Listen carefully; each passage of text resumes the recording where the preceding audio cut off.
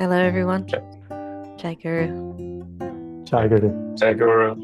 and welcome to another episode of Autobiography of a Yogi, line by line. We have Cian with us today. We're very, very blessed. So, welcome, Cian. Thank you.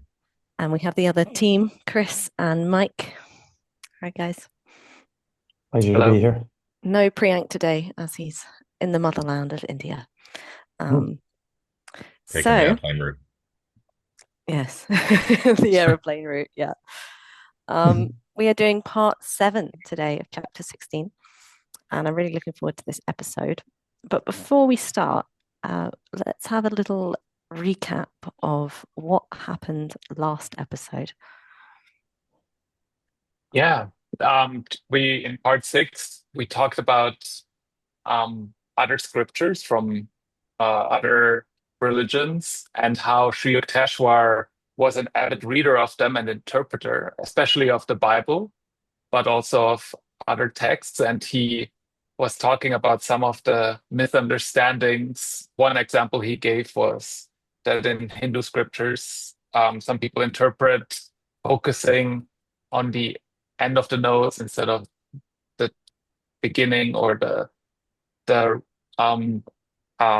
where the nose begins, which is the spiritual eye. And he made like one of a classic Sri Yukteswar comment where he says, "The path of a yogi is singular enough. You don't have to make them cross-eyed as well." So, and it went on about he went a bit deeper into the Bible and the teachings of Jesus Christ and how he interacted with the disciples. And there were quite a few quotes by John and by Luke that without the interpretation of a guru are hard to understand. And that's what he did.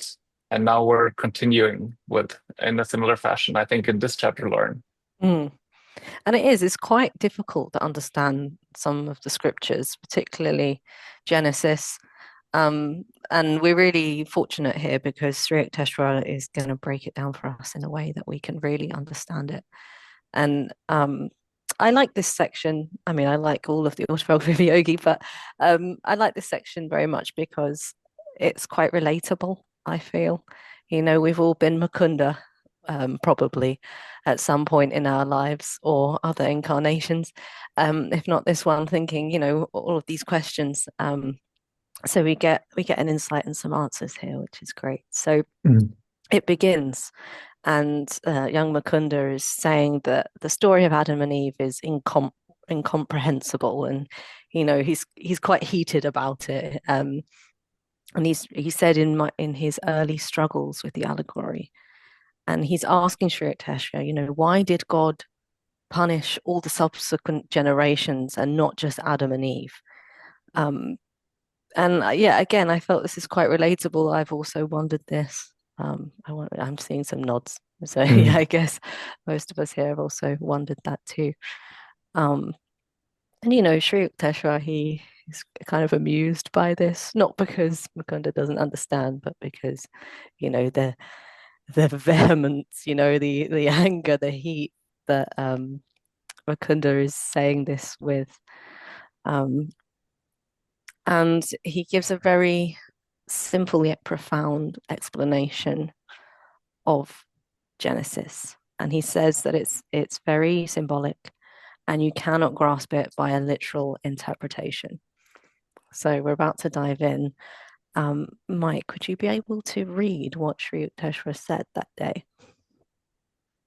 Said its tree of life is the human body.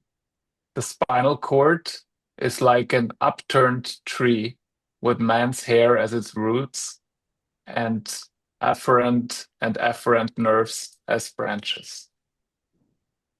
It's quite profound, isn't it, really? All this time you think, oh, well, what is the tree of life? And, there's some sort of mystery around it potentially. And then suddenly you realize, oh, the tree of life is in my body. It's my spine. It's all the nerves. It's my hair. It's quite amazing. Yeah, Cian. Yeah, I feel it also it's kind of it's hidden, but then when we look at it, it's kind of in our face because oftentimes it's talked about with the with these images of the brain with the uh the neurons and the synapses, they're in the similar shape, or the alveoli in the lungs and the trees, and everyone talks about the universe is fractal, and so it feels very rational to um point out that analogy with the tree of life. Mm. Yeah, and very scientific too, Mm. right? Which I'm sure many of us on this path love, myself included. Um, and Priyank, even though he's not here with us today, has provided us with his insights prior to the episode. So we're going to be going through them as we go along too.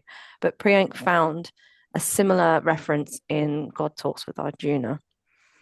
And the section says, the blessed Lord said, they, the wise, speak of an eternal Ashwattha tree with roots above and boughs beneath, whose leaves are Vedic hymns.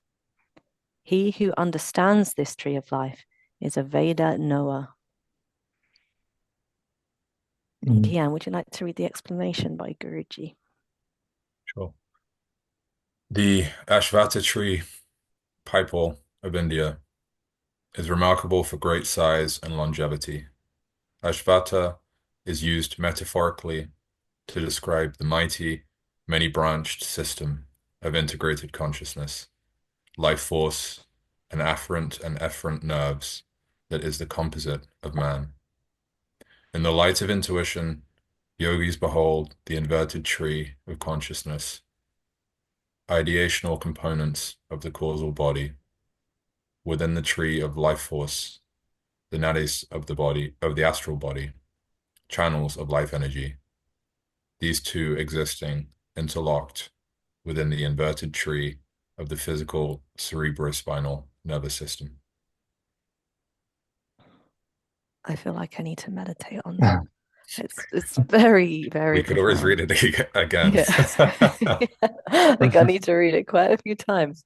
Yeah. But yeah, I mean, and it's I love it when scriptures say the same things in different ways.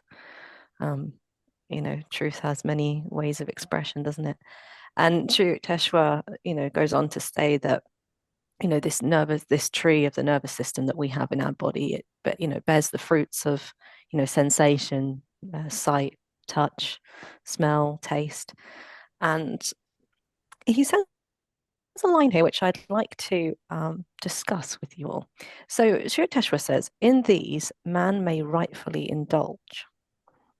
And I was curious about the word indulge here. I wondered if he means use. Because often we on the path we're taught not to indulge the senses too much. So I'd like to know if you guys have any insights on this. Um, Insight is maybe too much of a word, but an opinion. I I think I don't think he meant overindulge, but I think he meant that this is part of our life here. And even the saints, when they came here, they didn't come to the earth to have earthly experiences, but when they were here, they enjoyed, like I remember the stories of Guruji when he went to Kashmir or when he went to Alaska and he marveled about the beauty, right? So they kind of indulge in those sensory things. They wouldn't go too far. They would have like a kind of a way of doing it and have a balanced life. Yeah, and sometimes it makes me think of some of the examples that have been given, or the stories told of Guruji. For example, with Christmas, when he went into a Christmas store with some devotees to go and buy some presents, and then he ended up playing on, I think there was a little tricycle and with some of the toys, in a childish manner. And so, God's created creation for entertainment for everyone to be enjoyed, which of course there's that deep bliss, um, which is the sum and substance. But as part of that, think God also enjoys creation, and He's created it for all souls to enjoy. And if it's spiritualized, as Guruji gave the example of not being attached to it, but that we can engage in a positive way. And there's a quote from Guruji: "Take time to enjoy the blessings of creation, the beauties of creation, the many blessings of life." So I don't think it's not a negative. I feel like the not indulging is not indulging harmful desires or anything not devoted or in the consciousness of God, but that if we're engaging with the or bringing God with us, and then indulging is can actually be very enjoyable. Like for example, I feel like fellowship. When we have our meditation services, sometimes we have fellowship, or when we're with family and or friends. We might have some very nice fruit or food. Sri Dharma talked about her trip to India, and she had that charcoal bread coming down the mountain with Babaji or going up. So as long as there's a detachment and roots and we're rooted in God, I feel like there's no harm to enjoy, as Guruji said. Yeah, thank you both. I would say that was very insightful. Chris, what do you Yeah, think? the question's going to be somewhat answered in the next episode as well, in the next part that we're going to cover, in terms of the fall from grace that man has had and the misuse of these faculties. So we're going to sort of see what that extreme means next episode as well. We're going to delve into that much more deeply. Yeah. Yes. And I like kind of both of your points, Mike and Cian, about the balance and the consciousness. And you're right, he doesn't say overindulge, and that's a good point to be had. Yeah, Cian.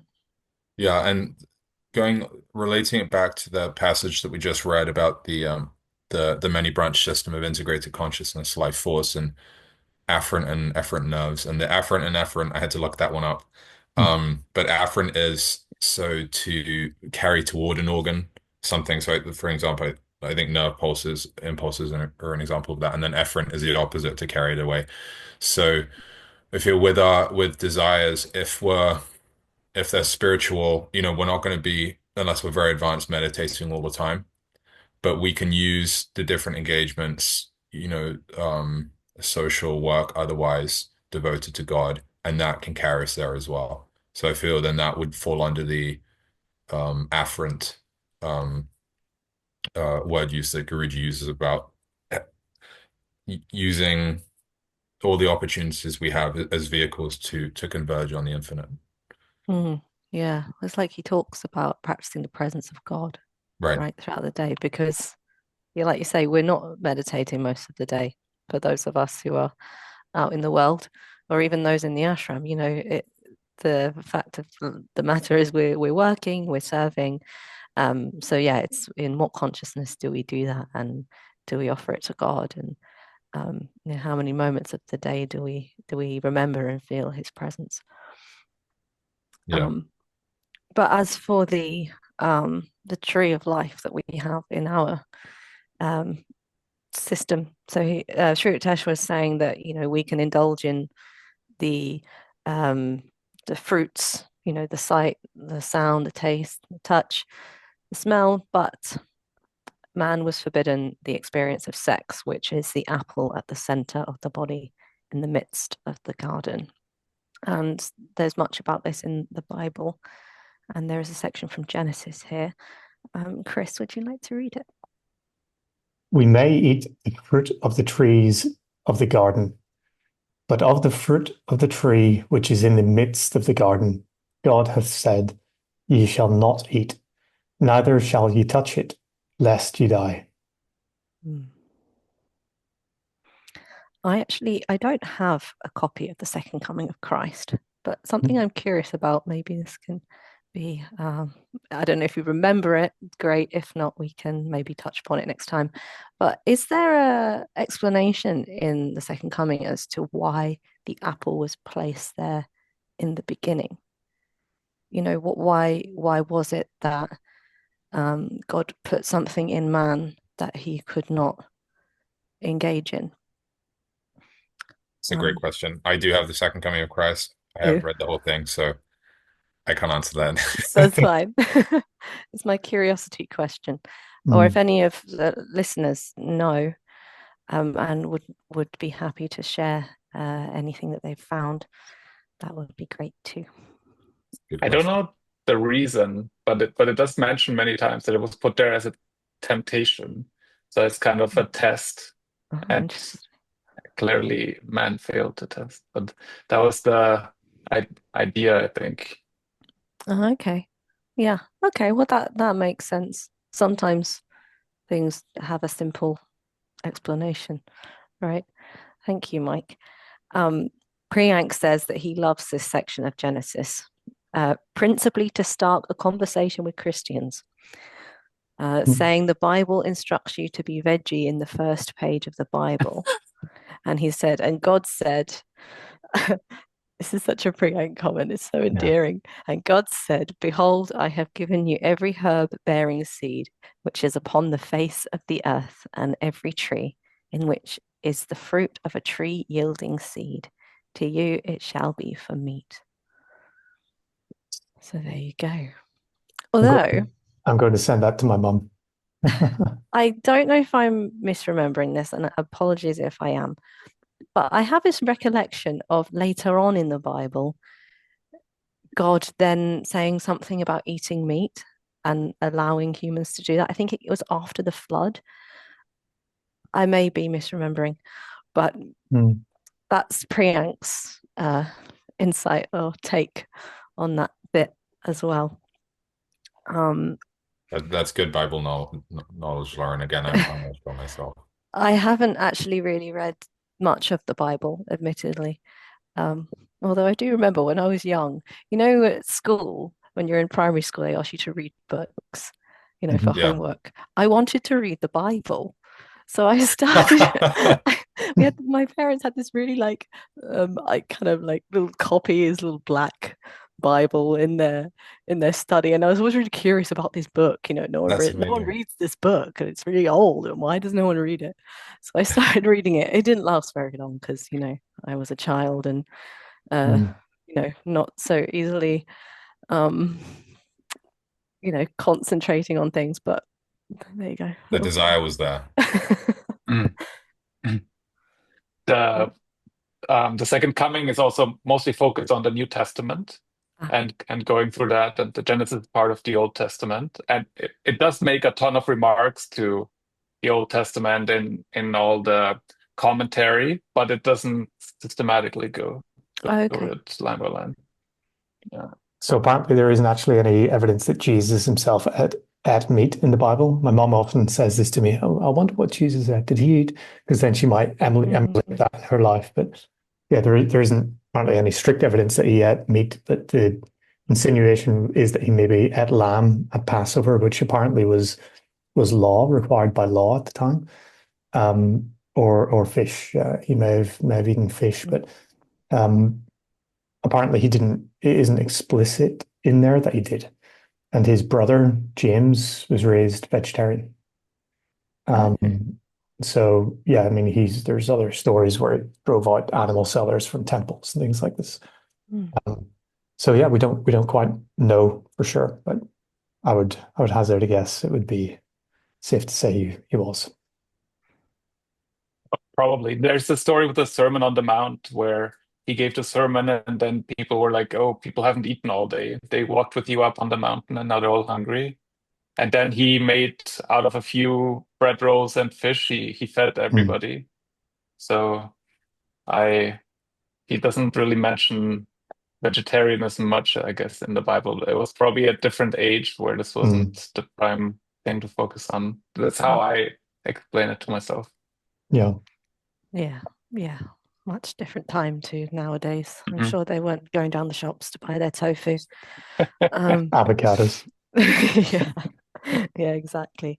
So then we have a bit of an explanation about Adam and Eve, going off of the apple in the midst of the garden. So Sri Yukteswar goes on to explain that the serpent that we hear about in the Bible actually represents the coiled up spinal energy that stimulates the sex nerves, otherwise known as Kundalini, although it's not specifically sexual energy, Kundalini, but that is the energy that is in the spine. And it says, Adam is reason and Eve is feeling. When the emotion or Eve consciousness in any human being is overpowered by the sex impulse, his reason or Adam also succumbs. And then we have a footnote, which is again from Genesis, and it says, the woman whom thou gavest to be with me, she gave me of the tree, and I did eat. The woman said, the serpent beguiled me, and I did eat. It's from Genesis 3:12. Priyank says that a literal reading of this line leads to the misogynistic understanding that woman is the sole cause of man's downfall since Genesis to now. Yeah, and he's got a point there. Although it does actually say that, oh no, I suppose, yeah, the serpent beguiled me and I did eat. Yeah. So this is again another reminder why we shouldn't interpret things literally. And we're very blessed that we have such illumined, God-realized masters to explain it to us so we don't get lost. Chris, what do you think? Yeah, I find it interesting that in Christian tradition, the snake is actually representative of evil. It's a symbol of evil. And really, you see snakes represented in Hinduism very differently. Yeah. So you might see Shiva with snakes wrapped around his head. We've seen Guruji when he was meditating, snakes would come and, be sort of coiled around him. And snakes are very sensitive to the energy of the earth, and they have very, very high sensitivity to energetic changes and things like this. So they're actually revered in the East, very much not so in the West. So it is quite interesting, this tradition where it's taken literally, as it has been over the years in Christianity from this verse. So it stems from there. And then, as you said, we're very lucky that we have illumined beings to sort of shed light on this for us, to show us the way to interpret it correctly. And so, yeah, reading this for the first time when I did, it made a big impact on me because I came up through the Christian traditions, being frustrated essentially by this, knowing that there's some analogy in there, but never really understanding it. So this was like a big revelation for me when I was reading through this whole chapter. So when I read this, I remember being absolutely enamored at this part because it was like the mystery revealed. Finally you sort of see what's behind the curtain. And yeah, just to share that personal anecdote because we are very lucky to be able to get this insight as clearly as we get it from the gurus. Yeah, there wouldn't be much chance without that or interiorization. So yeah, very grateful to Guruji to provide us with this. And the literal interpretation, Guruji saying about Adam being reason and Eve feeling. I've just started reading the Bhagavad Gita, and in the introduction, the first of the 24 elements that Guruji mentions is the chitta, or inclusive feeling consciousness, as the primordial, and then there's further differentiation from that. So the interpretation that it's the fault of women, when I'm reading this, to me, that might be an easy, if we're reading through it quickly or we're misreading it, etc., that might be something that comes up. But for example, the woman thou gavest to be with me, she gave me of the tree, and I did eat. And the woman said, the serpent beguiled me, and I did eat. So me looking this, for me, it's not that the woman initiated any of that. That was the serpent. and just that the woman had the capacity, like Divine Mother hosting the universe. So for me, it's that equally the reason and feeling, or man and woman were deceived by the serpent, and not anything actually down to um the whether symbolically or literally the duality principle there, or the gender principle. So.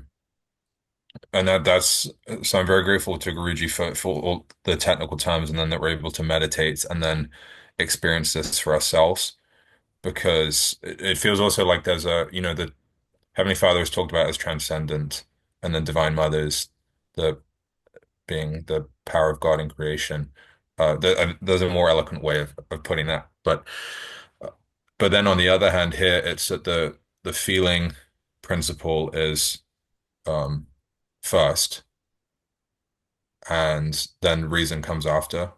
So I think it's an interesting lesson to analyze the mechanics of the aspects of consciousness that are being symbolized here through the terms in the story. Mm, yeah. And we also get an insight as to, why are men and women so different, seemingly? There's this kind of discussion, isn't there, in the world, well, men are so different to women and women are so different to men. And here it's like, okay, well, we understand now because, feeling is so predominant in in the Eve, consciousness and reason in the man. But we'll get more onto that later. And then we're even more blessed because not only do we now understand about the tree of life a little bit more with our minds at least, Sri Yukteswar then gives an explanation about how man was created. And when I say man, I mean human beings. Um, Finance. yeah, very nice, Cian. Um, so he says that God created the human species by materializing the bodies of man and woman through the force of his will. He endowed the new species with the power to create children in a similar immaculate or divine manner. I think this is amazing, isn't it? You know, here we are knowing that God created human beings through his willpower, and that in the beginning we humans also had the same capacity to create through their willpower. Um, and we have a section from Genesis again. Chris, would you like to read it out? Yes. So God created man in his own image. The image of God created he him. Male and female created he them. And God blessed them. And God said unto them, be fruitful and multiply, and replenish the earth, and subdue it. Genesis 1:26, 28, 27 to 28, sorry. I don't know if this is a slightly fanciful imagination of mine, but I can just imagine God in the beginning, creating these pure human beings with the ability to create just like him, and he's saying, off you go, multiply the earth just as I did, and then we fell into the pitfalls of error, and we lost our way. What do you think he meant by replenish? Oh. What was there before? Oh, interesting, Chris. What does he mean by subdue it? Subdue, what I take from that is like Earth is chaotic and wild, and nature is It, need- basically it needs order. We need to bring order. yeah, something like that. Yeah. Hmm. But the replenishment, I've just looked that up, because one thing I was trying to find I was thinking of Guruji's how he uses words. And so often I find that I have to then look up the definition of the word because of the way that Guruji's used it. And it feels like he uses the words in a way that's unfiltered by, context, or it's within the context of the time and Mhm. general language, but there might be a way it's used more generally, but that's not really true to the meaning of the word. So I've been having to look up things a lot. And replenish, I've looked up, and it says to fill or make complete again. to inspire or nourish and to become full again. So maybe in some way that's an allusion to all souls achieving realization, and then when we're all awake in God in infinite bliss, then it will be then there'll be replenishment. Mm. It's definitely one to meditate on, isn't it? A little bit. Mm. Hmm. I've seen this sentence especially cited a lot by people who, I don't know if I should mention this now, but it's like when people say we need to um, leave the earth as natural as we can, then there's sometimes people who are in politics who mention the Genesis and say that God told us here that we can basically do with the earth what we want. And that's why I kind of I've been reading this line pretty often recently. Yeah. Mm. Apparently, just on the same vein, again, that you went down there, that the word comes from an old French replenisses, and its lengthened stem of replenir from regain, also expressing intensive force. So humans are, pretty forceful, as I suppose, in our nature, how we go about ourselves. The world sort of is heavily impacted by us, and so in this sense, that that makes sense in some way, doesn't it? Yeah. Yeah, it's to look up the etymology and then discover, really analyze and think about further what the words mean and then what they mean in the way that they've been used.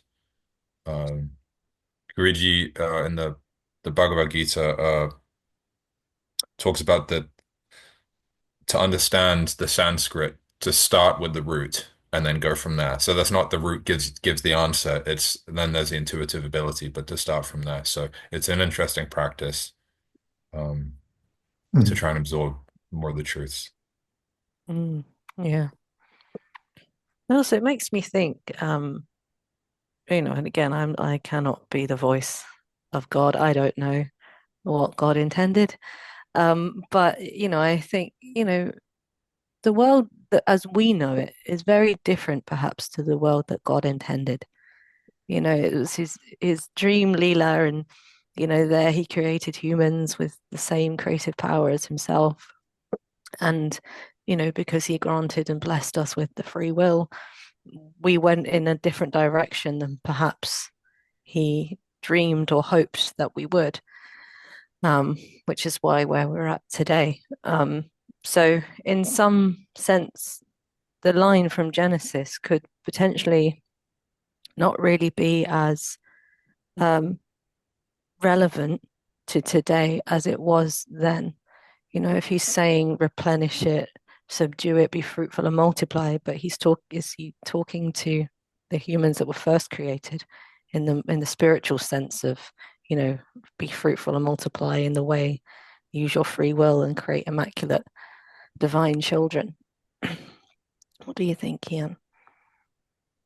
Yeah, I think there's some symbolically, maybe perhaps there's a ladder of descent that's referenced in here as well. So, for example, um, the discussion of the say original humans, for example, but maybe that's really symbolic, and that's just ways to denote the different levels of differentiation that needed to happen for creation to occur, and then that ultimately, even though it wasn't perhaps as intended, or at least that's the language it's literally expressed in, that God's, well, as Brother Anandamoi said, God's responsible for negation because he created it. So we can try and understand, the best we can, and it makes all the difference, to what sphere of thought we attune ourselves. But ultimately, we'll all be embraced, and it's not like God casting anyone out or the original humans were better than you, or anything like that. So I think it's a good exercise in trying to understand the anatomy or mechanics of the intuitive truths expressed in the scriptures.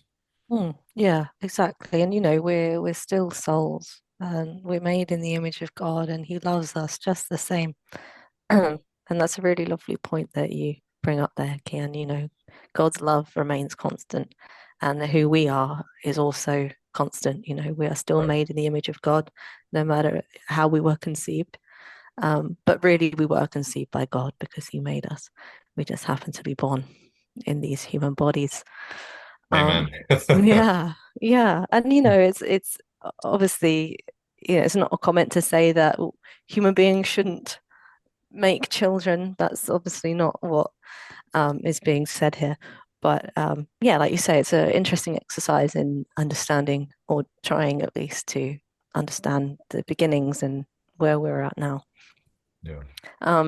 Priyank says that he says, I have heard other quite fundamental religious paths in India talk of this. The need to conceive through pure love and intention rather than a result of lust. Has anyone else? I would love to know any more of Guruji's teachings on this. Dot, dot, dot. Mm. Yeah, interesting. So then, I'm not versed in all of Guruji's. I haven't read by any means, only a small amount, so I'm not sure. I can't speak to that.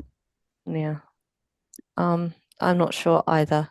I'm not, again, not completely versed. Although I think something maybe a Chris, yeah. Yeah, a couple of things come to mind. One is obviously we have the Paranguru of Guruji's, in this case Lahiri Mahashaya, who was the had children, and the second thing that came to mind was the vows, SRF vows. I'm trying to quickly try to find them here. But I don't think I'm going to be able to find them in time. But in them, they actually say that may the children, I think I may have found it here. So in it, I think it says here, may our children serve as spiritual leaders, ushers to bring other souls back from delusions home into the eternal freedom of God. When I'm reading this out loud, I think this may be referring to the children, maybe referring to the children of SRF. Just bear with me. We are united to fulfill the law of creation, and through our mutual love to find in infinite divine love, we aspire to bring souls on earth to worship God in newborn forms. So that is in the SRF vows, indicating that should we have children, that's how we do it. So I read that fairly recently because I got married fairly recently. So it was somewhat stuck in the mind, but indicating, it's absolutely the way to go, that this should be God first. So if we're bringing in forms into this earth, it should be to follow and worship God. Yeah, there is a lot of material on this in the lessons. There's quite a few lessons on parenthood, on the decision having children or not, on how to build a family.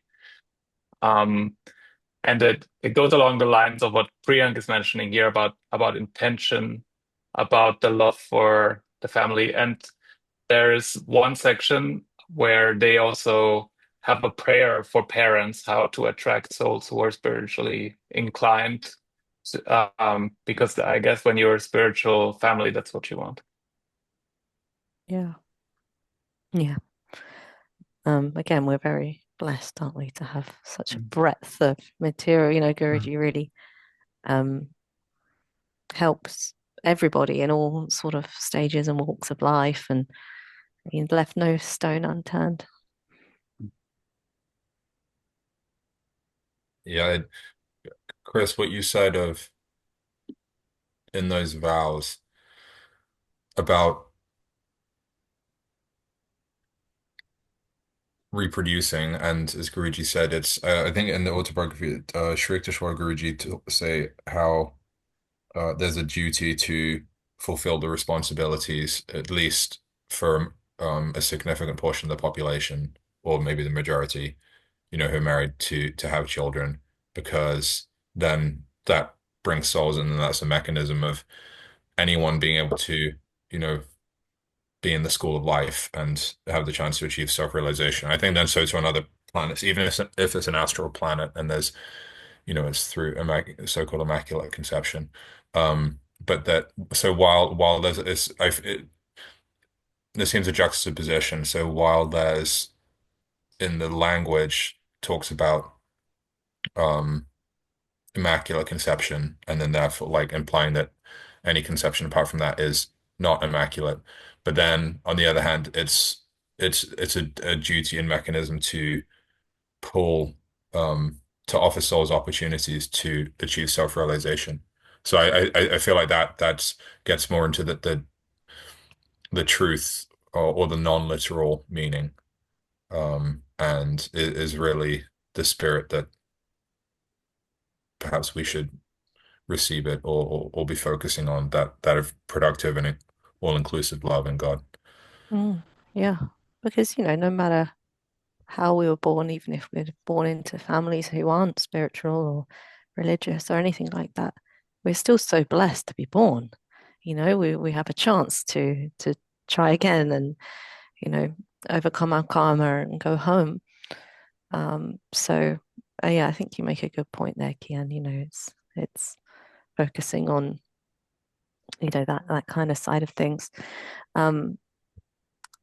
But yeah, in the autobiography as well, talking about how God did create man, he says, Sri Yukteswar says that God originally had, manifested individualized souls in animals, and it had been limited to animals alone. And, they lacked the potentials of reason, and they were quite instinct bound. And then God made the first human bodies, which were symbolically called Adam and Eve. And these were for, the upward evolution. And he transferred the souls or the divine essence of two animals. And then it says here, in Adam or man, reason predominated. In Eve or woman, feeling was ascendant. Thus was expressed the duality or polarity that underlines the phenomenal worlds. Priyank made an interesting comment, and I would love for us to have a discussion about this. Priyank said, I think women are the most blessed out of the distribution of the two qualities described here. That gives them easy access to the divine through feeling, e.g. Guruji's chant, whence saying, Mother dear, my eyes will flow tears. I have seen multiple women at the center crying during chanting, not as many men. So my question to you all is, what are your thoughts? What do you think? Is one more blessed than the other? If so, which? Chris. Has anybody watched the Beauty and the Beast Disney film? The old one. Yeah, either the older, the remake, yeah. Yeah. The moral of the story really is that man is a bit unruly, needs to be tamed in some way. And actually, well, as a kid, I didn't understand that at all, the analogy and the metaphor, whatever in there. But I watched it again just last week, the modern remake. And you could see in the dialogue of the two characters, of the Beast and of the Beauty, the two characters there, they represented reason and feeling. If you go back and look at the dialogue, that the Beast was this prince who was, didn't have any feeling at all. He was cold-hearted. That's how they describe him. He was able to use his rationale and his reason to sort of, hurt others without even recognizing that it was even wrong. And so then he was cursed. And so he went into this whole life as a cursed being until he could actually find true love. That's the whole thing, the whole story. And it's a very touching story, and it's a story that I think we can all relate to. that's stood the test of time, is an important film made. So I think for sure this is in my experience. My wife has definitely brought more feeling and more kindness and warmth into my heart. There's revelations of moments that I think, wow, there's more than one way to see one issue, and that's the beauty of a relationship between the two, that they come together to create a holistic view and balance the energy between the two. But yogis, it should be mentioned, many yogis don't get married, and they don't go into this relationship where, if you look at Yogananda, he had very balanced energies between the two, masculine, feminine, the reason and the feeling, extremely well balanced, and that maybe manifested in his features and things like this. So it is interesting, to see the reality there unfold. But for me, for sure, I think it's quite clearly there is a line there. Mike, what do you think? Well, I don't think it's that easy that you can say, I'm a man, so I don't have to have feeling. I can just go with my reason, and that's gonna get me as far as I need to go.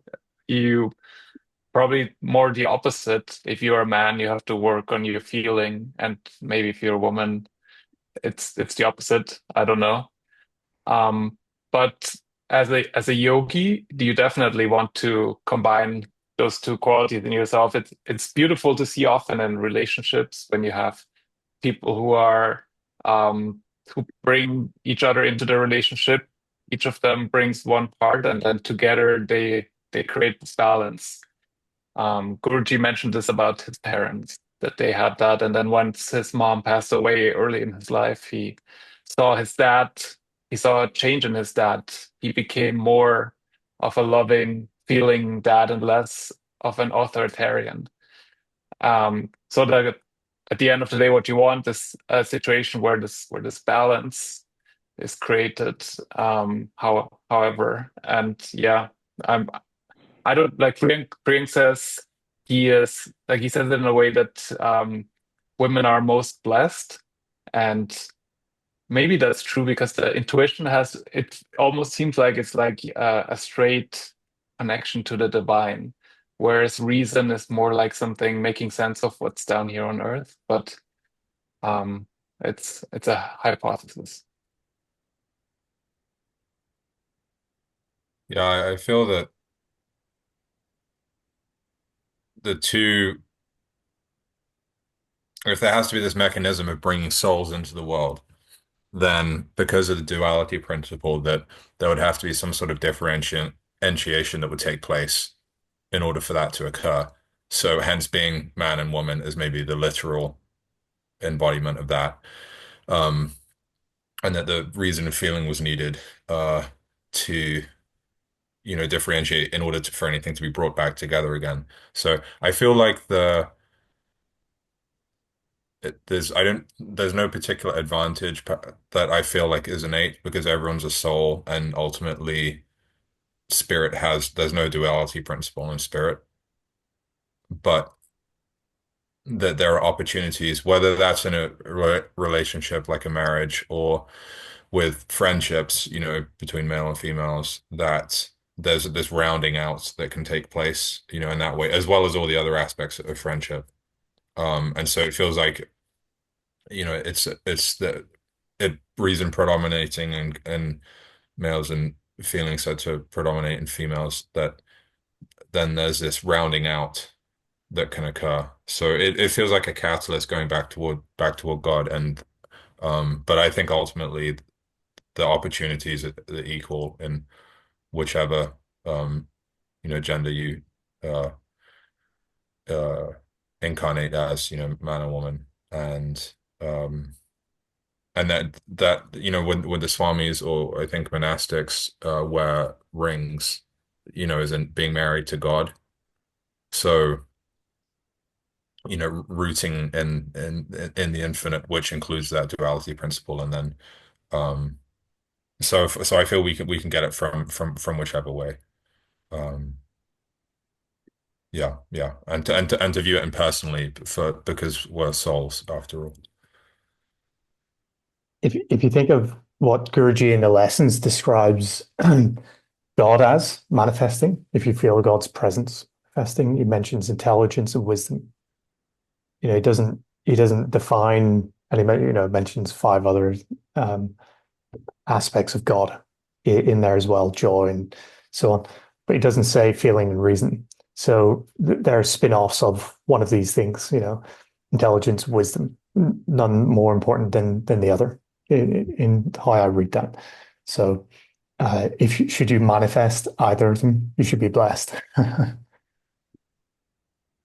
Yeah, and also the path of the pronunciation, jhana or jnana yoga, but of wisdom, and then there's bhakti devotion, and then there's raja, the royal science. So um, perhaps different paths, but maybe just different levels of attention or concentration, or where we might direct ourselves. Approaching the one all inclusive. Mm. And also, whether we're born in a male or a female body, you know, it seems that Sri Yukteswar, he's not saying that if you're a man, then you don't have feeling. It's just that your reason predominates. And if, you're a woman, then feeling predominates, but it doesn't mean you lack reason.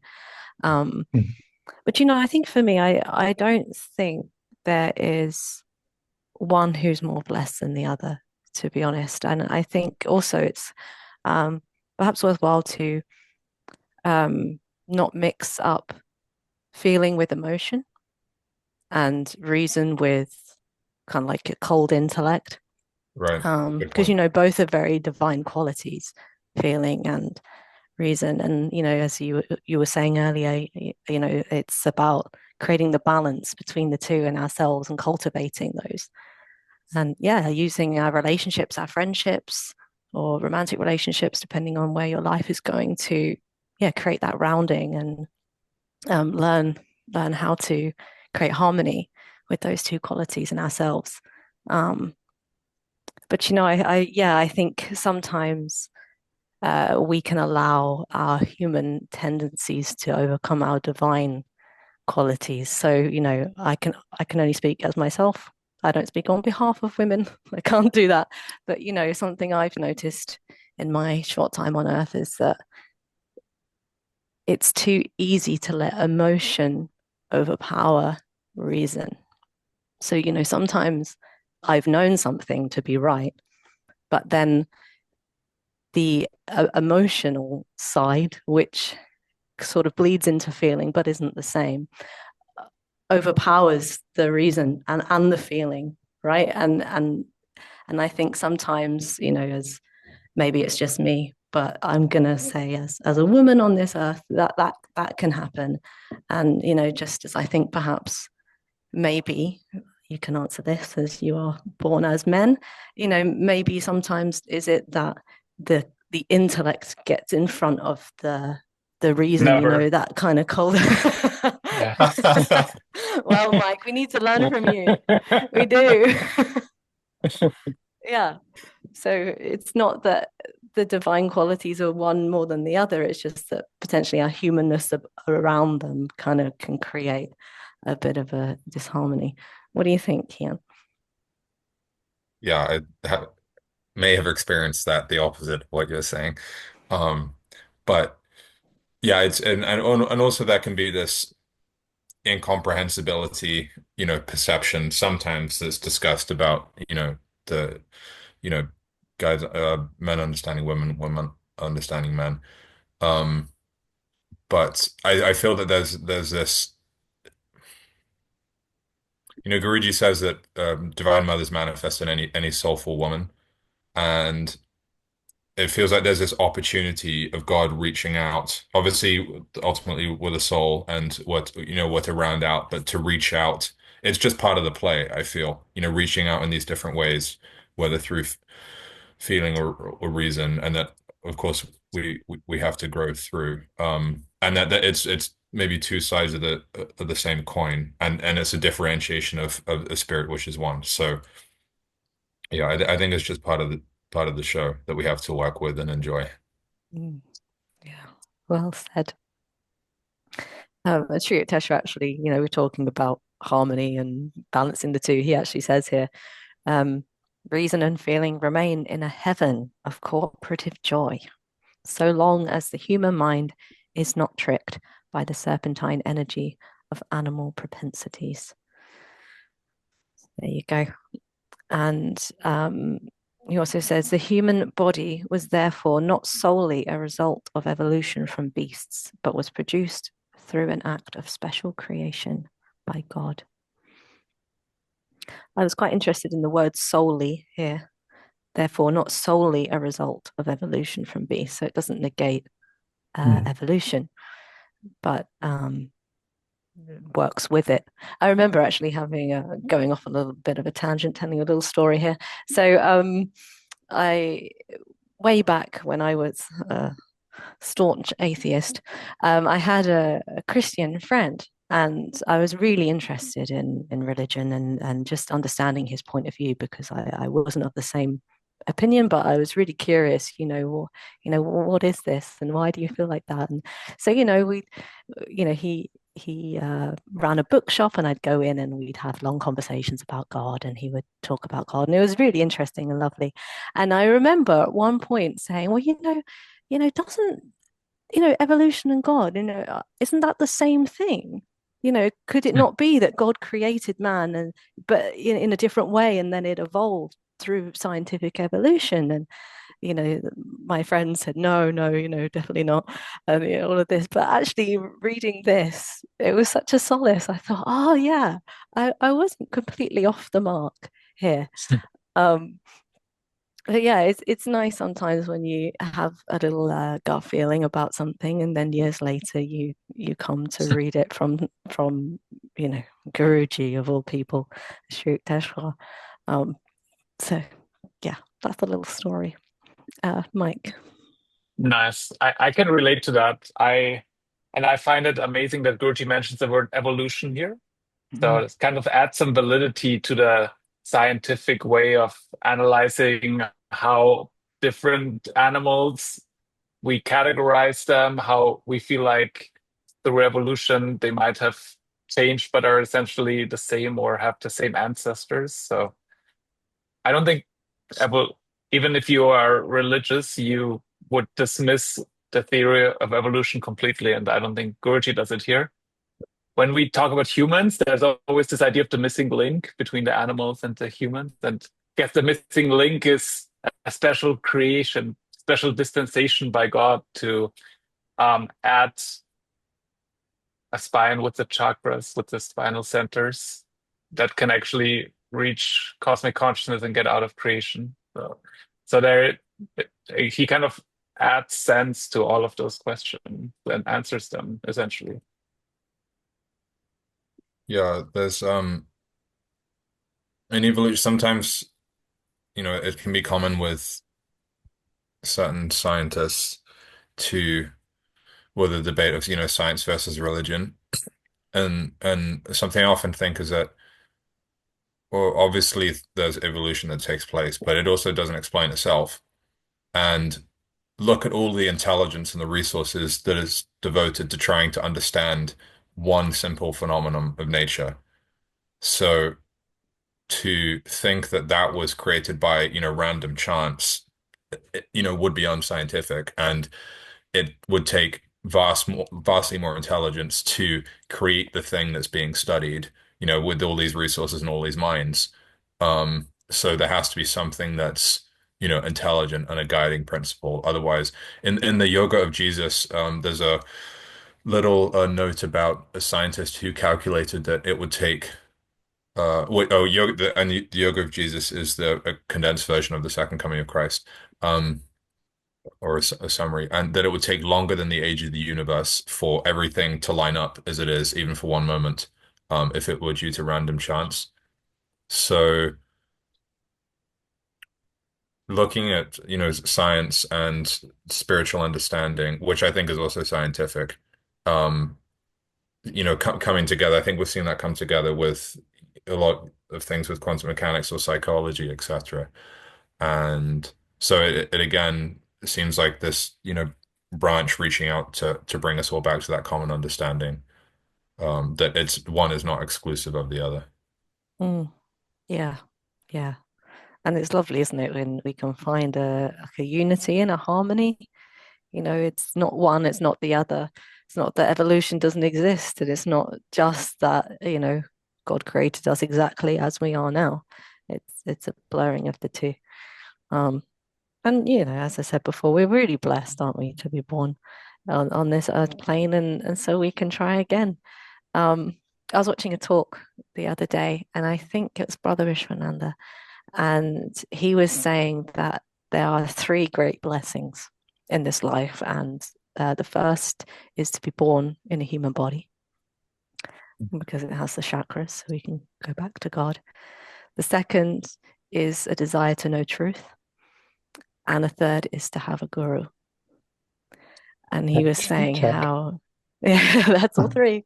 He was saying how really we are so very blessed to have all three, and we should, not forget that special blessing, really. So, yeah, I think it may be from the talk, Regain Your Divine Heritage. It may Brother be. Kamalananda. Or maybe I'm getting the titles wrong, but I think it was definitely Vishwananda. I really enjoy his talks. I think they're great. Anyway, Yeah, they're wonderful.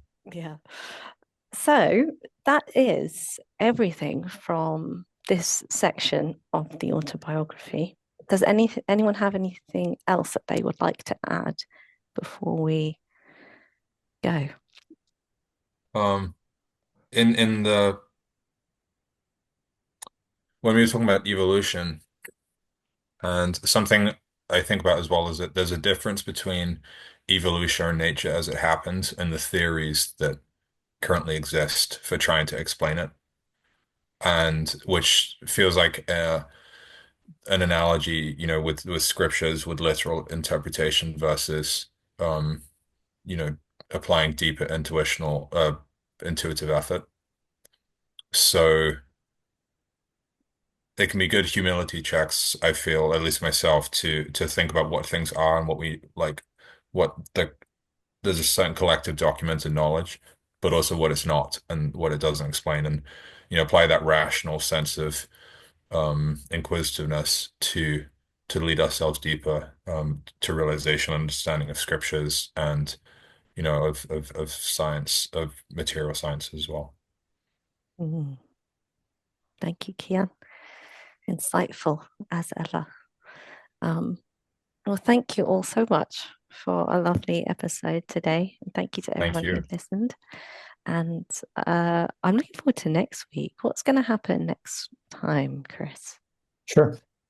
We're going to continue the spiritual interpretation of the Genesis. We're going to delve a little bit more deeply into the fall, humanity's fall from grace, due to the misuse of the divine faculties like sex, which has led us this duality and mortality that we're experiencing. So we'll highlight some of the universal potential for Christ-like perfection, reincarnation, and the karmic justice for that, and the distortion of spiritual truths over time. So we're going to try to break down the Bible, and with Guruji's helping hand.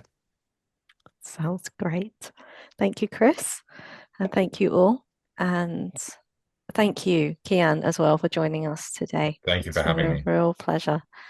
It's always an honor and an inspiration as well. Yeah. And you're so consistent that you've had this podcast, all of you going for so long. So it's a wonderful structure and platform, I feel, to draw inspiration from. And I'm sure you probably gain. I know I do. I'd feel benefit participating. Oh yeah, massively. It's a big blessing. So yeah, thank you all, and look forward to the next episode. Jai Guru. Jai Guru. Jai Guru.